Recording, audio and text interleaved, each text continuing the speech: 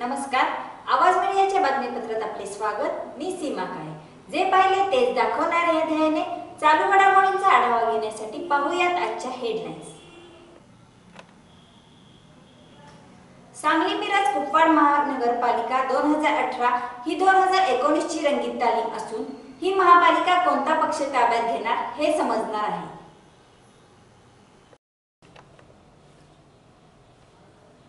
सांगली मिरज कुपवाड महानगरपालिका ही काँग्रेस पक्षाच्या ताब्यात असून ही सत्ता कायम राखण्यासाठी काँग्रेस पक्षाने राष्ट्रवादी पक्षाला युतीचे निमंत्रण दिले होते, परंतु दोन्ही पक्षांनी 40-35चा आग्रह धरला, परंतु काँग्रेसच्या गोटातून या मागणीला जोरदार विरोध होत आहे। 25 ते 28 जागांपेक्षा अधिक जागा सोडायला काँग्रेस तयार नाही। याचे मुख्य कारण म्हणजे काँग्रेसच्या नेत्यांना मनात असलेली राष्ट्रवादीची विषयी साशंकता। निवडणुकीनंतर राष्ट्रवादीच्या नेत्यांनी जर भाजपशी हातमिळवणी करून काँग्रेसला सत्तेपासून दूर ठेवले तर काय करायचे याची चिंता काँग्रेसच्या नेत्यांना मनात घर धरून बसल्याचे दिसत आहे। यामुळे या ना त्या निमित्ताने राष्ट्रवादीला कमीत कमी जागा देण्याकडे काँग्रेसचा कल असल्याची चर्चा आहे। यावर भाजपची महापालिकेवरची फार मोठी मदत काँग्रेस राष्ट्रवादीतील संभाव्य आयामावर अवलंबून असल्याचे उघड सत्य आहे।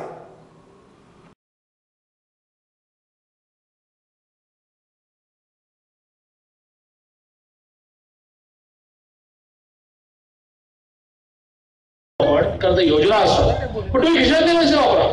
आणि आज या पावसामध्ये जी वाईट स्थिती या लोकांची आलेली आहे त्या वाईट स्थितीतून याला बाहेर काढलं पाहिजे। दादा भिडले आणि आता जवळजवळ 30-40 गल्ल्यांमधलं काम झालेलं आहे, काही गल्ल्यांचं काम व्हायचं आहे। मी दादांना आणि रजाक भाईंना आवाहन करेन की काही निवडणूक छोटी सुविधा निर्माण करण्यामध्ये कसला असलेल्या आचारसंहिता लोकांनी सुविधा निर्माण केला आणि त्यामुळे आज निवडणुकीमध्ये जिंकण्यापूर्वीच आम्ही आमच्या देशातल्या पैशामधून सुविधा उभ्या करतो।